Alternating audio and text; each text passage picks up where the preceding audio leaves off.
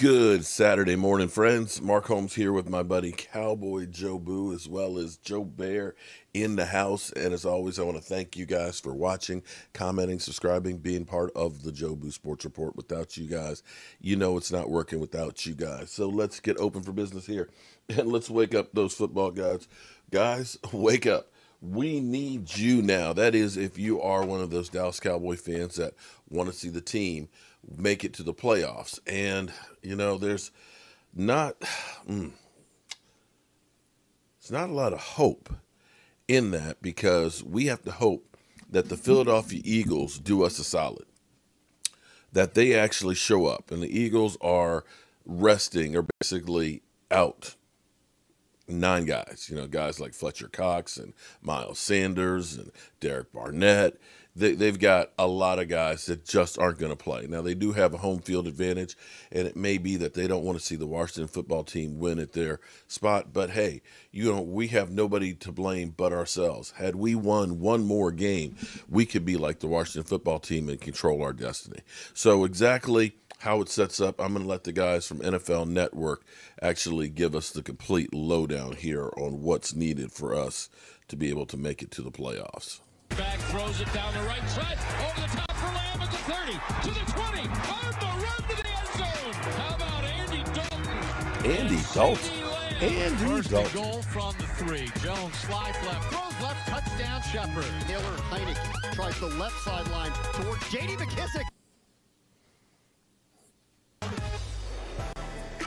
Here's the NFC East scenario, real quick here, okay? The Cowboys and Giants are going to play in the afternoon. The winner of that game will then go home and watch Washington-Philly.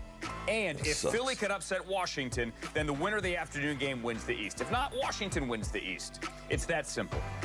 Jim Trotter's writing about it on NFL.com. Jim's here. Mark Ross is with us as well. Gentlemen, hello. Jim, I can't read the entire opening of your article because it's going to take too much time. But basically, you're like, if you're the Giants and all these things went wrong, you can still be here. If you're Washington and all these things went wrong, you're somehow here. And the Cowboys and everything that went wrong there, you're amazingly still here. Read the article. I recommend it. So who's going to win this thing? Andrew, I'm going to stick with the team that I picked a week ago, and that's Washington from this standpoint. Look, Ron Rivera said after Sunday's loss that on Friday they felt good that Alex Smith would be ready to go. On Saturday, Alex got up, couldn't go, so they had to make the change. He says now this week he's optimistic Alex will be ready to go. If that doesn't happen, what happens? Taylor Heineke takes over. Well, I talked to one former XFL coach this morning who scouted Taylor extensively during those XFL days. And what he told me is that, look, Taylor knows the system. He was under Scott Turner down in Carolina. He can come in and function for a game. Obviously, he's not a long-term starter, but if you're talking about getting by for a week, Taylor can do that.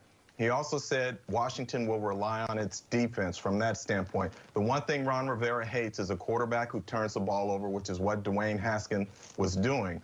So from that standpoint, for me, Taylor Heineke being familiar with the system, familiar with Scott Turner, Washington having a strong defense. Who knows what Philly's going to be, what state of mind Philly is going to be in, knowing that it's out of the playoffs. I'm going with Washington. We had Taylor Heineke.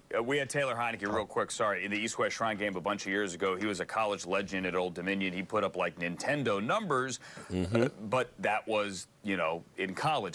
I have faith in the guy, but I also have misplaced faith in a lot of Week 17 spot starters. Mark, you only need him 1 week. I know. 1 week, Andrew. Which is the beauty of it. Mark, what do you think? As Jim said, what do you think? Jim's saying, come to think of it, I'll have a Heineke, huh? Look, I agree with you. If Alex Smith plays, sure, that's the first time we've heard that. Confidence for Washington to win the game against Philly. If he doesn't play, I'm not believing in Heineke, and I think Dallas will win against the New York Giants. But the bigger picture for me is I don't think any of these teams in the NFC East deserve to go to the playoffs. They're 11, 28, and 1 against the rest of the league. If the New York Giants win this weekend, they'll be a 6-win team, the only 6-win division winner in the history. And there'll be 7 other teams in the NFL with better records.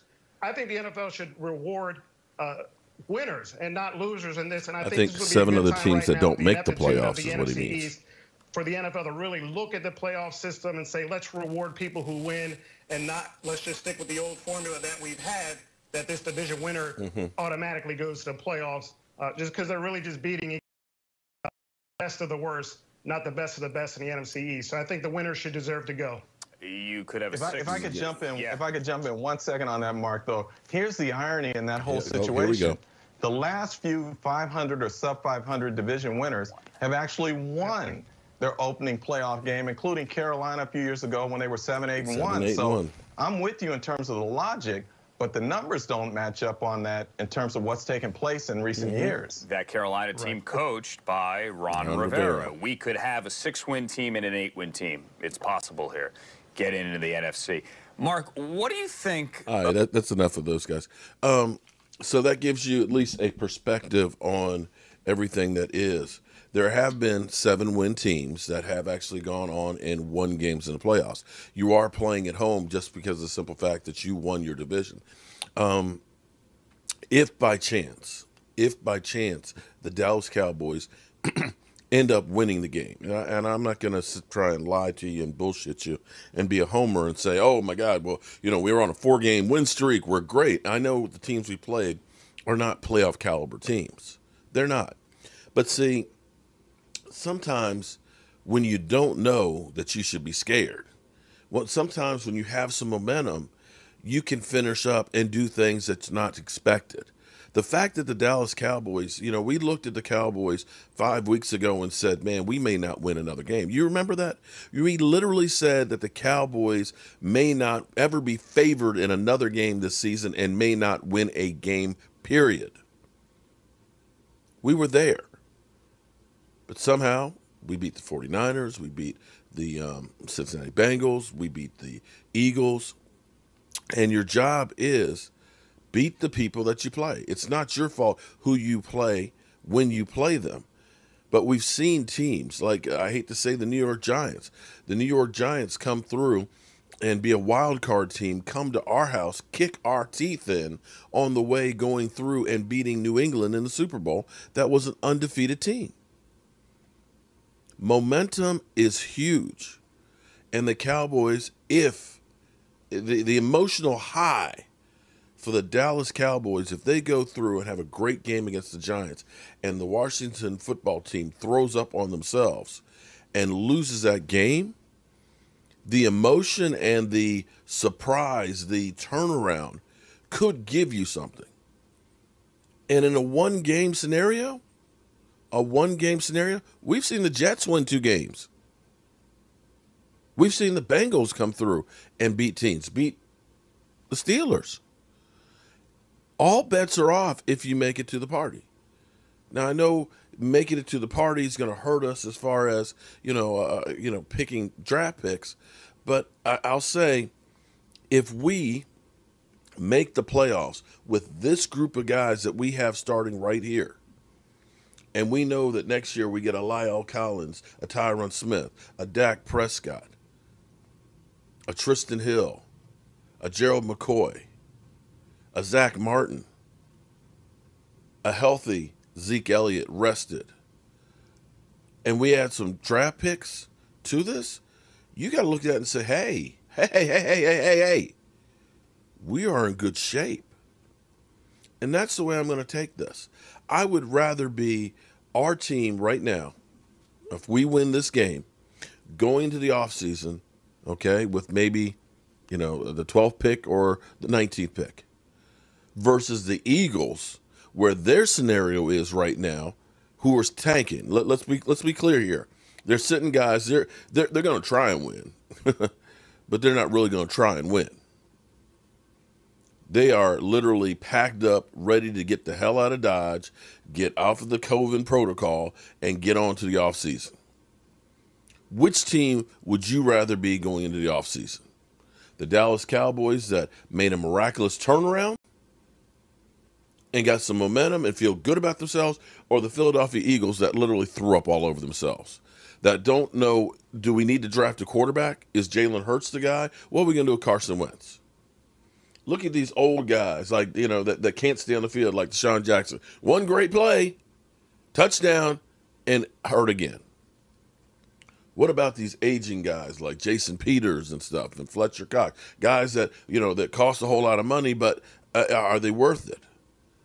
All those questions. I'll take where we are right now versus the Eagles.